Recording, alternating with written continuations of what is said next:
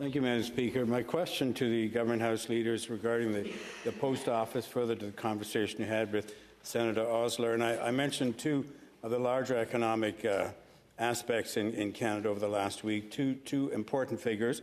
We had a slight increase in the unemployment rate to 6.8, which is troubling, but a decrease in the interest rate by the Bank of Canada, which is very encouraging and suggests that the fundamentals are indeed sound at the moment.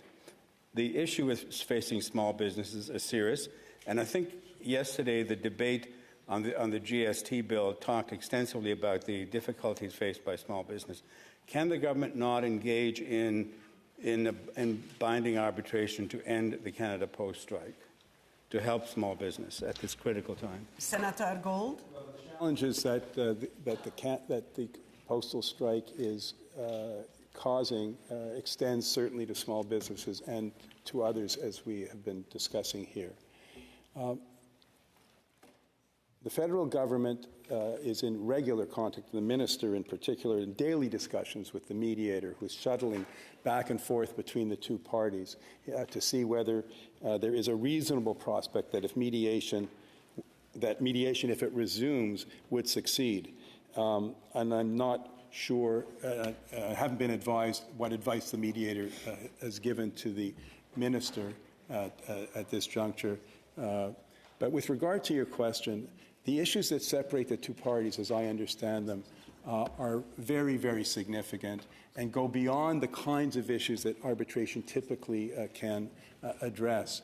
And more to the point, there are reasonably limited legal tools for the government to use, and especially at the... Merci, Senator Gold. Senator Cardozo. Thank you, Madam Speaker. So what we have is about five sitting days of Parliament left before Christmas, the Christmas break. Is the government's approach going to be, sorry, can't do anything, too bad, or is anything being contemplated? Senator Gold.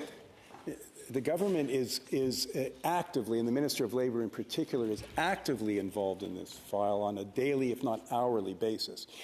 All alternatives are being considered, and all options remain on the table.